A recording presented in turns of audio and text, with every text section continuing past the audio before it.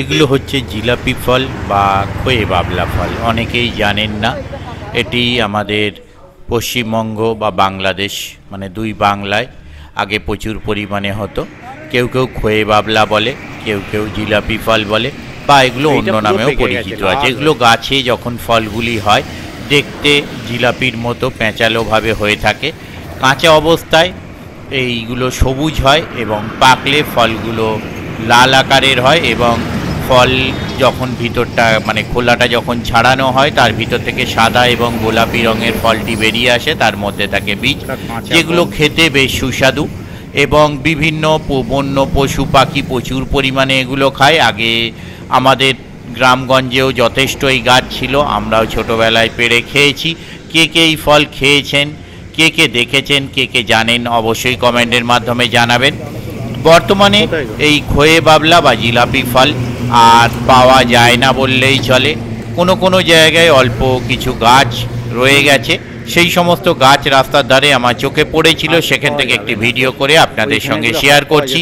দেখতে থাকুন সম্পূর্ণ ভিডিওটুকু, আর অবশ্যই জানাবেন কারা ছোটোবেলায় এই ফল খেয়েছেন, তাদের কেমন লাগে বা তার কার বাড়ির পাশে আছে ইত্যাদি। কারণ বর্তমানে এই ফল প্রায় বিলুপ্তির পথে, আর এই ফল যে চাষ করে সেইভাবে বাণিজ্যিকভাবে এক্সপোর্ট করা হয় সেরকম খবরও আপাতত আমার জানা নেই। তবে এই ফল বেশ সুস্বাদু। ধন্যবাদ।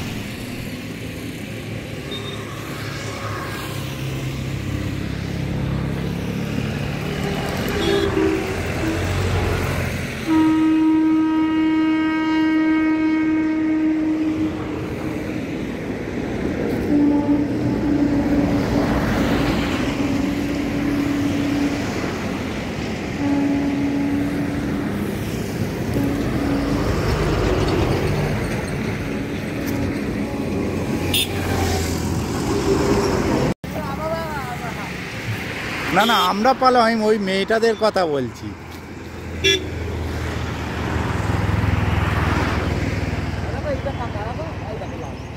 হ্যাঁ, ফেটে গেলে মিষ্টি হয় বেশি।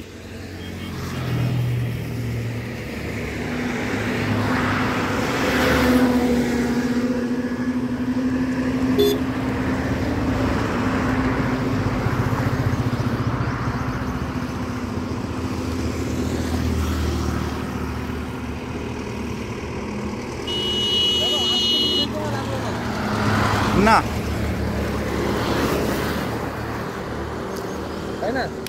যেতেই সময়টা বেশি লাগে, বিশেষ করে জিজ্ঞাসা করে যাওয়া হচ্ছিল তো এই কারণে।